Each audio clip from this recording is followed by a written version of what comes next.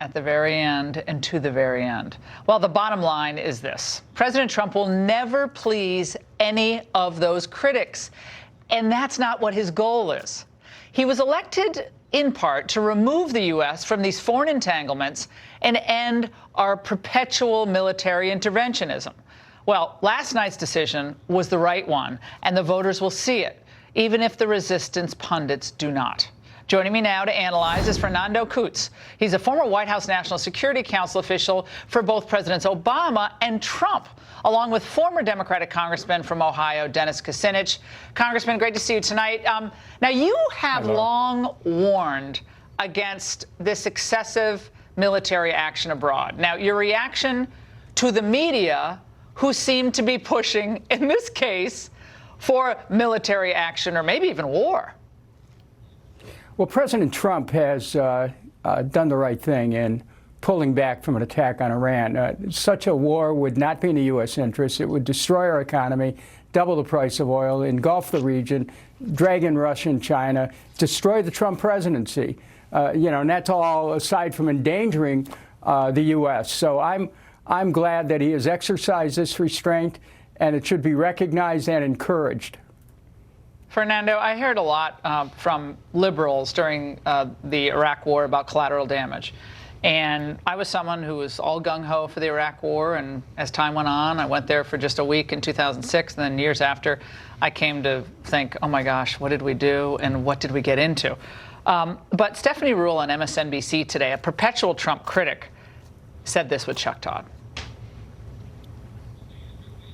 I have to say, I'm having an eerie. I was at the White House the day Dennis McDonough, the chief of staff of Barack Obama, took a long walk around the South Lawn and suddenly pulled back an operation that was ready to go. What you said right there was the president's worst nightmare. You said it was reminiscent of Barack Obama. Fernando, is this a fair comparison? I mean, Trump never spelled out any red line with Iran. Well, I don't think it is a fair comparison. I think the president has been very clear that if there is a red line in this case, it's American service members being killed. Fortunately, no American service member has been killed. No American service member has been injured. And so the president hasn't set himself up for any red lines that haven't been crossed. I think what we're seeing, though, some of the president's advisors, particularly led by John Bolton, who have been pressing the president more and more in the direction of creating red lines that will inherently be Trump's crossed. His own man. I mean, Trump is not going to be pushed around, and I like John Bolton a lot. Everybody knows I like John Bolton. Sure. He's not going to be pushed around by Bolton or even the generals. I mean, he was elected president of the United States on a platform of principled realism in foreign policy. We can't do it all. We'll defend our interests, but we are not going to get mired back into another conflict in the Middle East that we drain our country of billions, even trillions of dollars. He's just not going to do that. And I was so pleased with how he reacted to this provocation. It was a provocation, no doubt about it.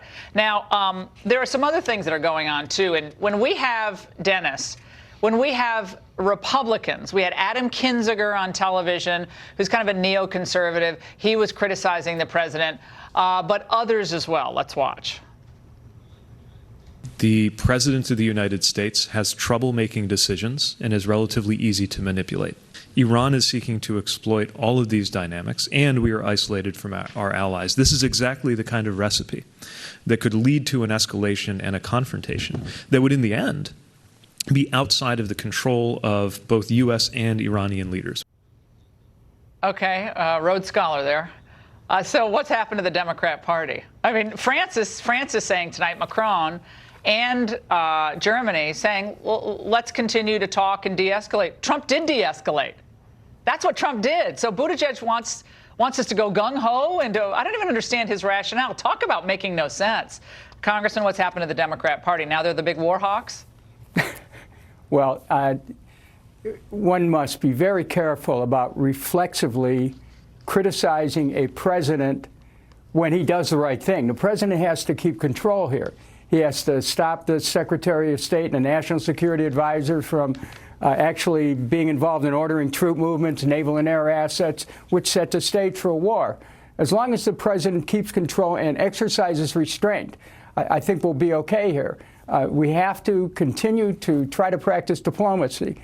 And I think that when we talk about our nation, we've got to be very careful that we don't get into a kind of reflexive partisanship which defeats the purpose of our national interest. Fernando, this is a quote from a Bloomberg piece today by Bobby Gosh. Trump doesn't need to attack Iran. He's already winning. His maximum pressure sanctions campaign against the Islamic Republic is working. Iran's economy is feeling great pain, and its isolation is deepening. For all of its proclamations of resistance and resilience, the regime in Tehran is plainly alarmed. Do you agree with that? Absolutely. I think the pressure that's been placed on the Iranian regime is very strong. It's remarkably strong. The Iranians are feeling it. Their economy is crumbling apart. The regime is in a very unstable position. And listen, at the end of the day, they are bad actors. There's no doubt about it, right? Since the 1970s and before, they've been doing very bad things against the United States, against our allies and friends all over the world. And so we need to hold them accountable. However, I agree with the president's decision last night to pull back and not escalate this, not get us into another needless war at a time that it's just not what the American people Let's just are. remind everybody, and Fernando and Dennis know this, at the very beginning of this administration, many of his critics basically predicted Armageddon, economic Armageddon, and worldwide Armageddon.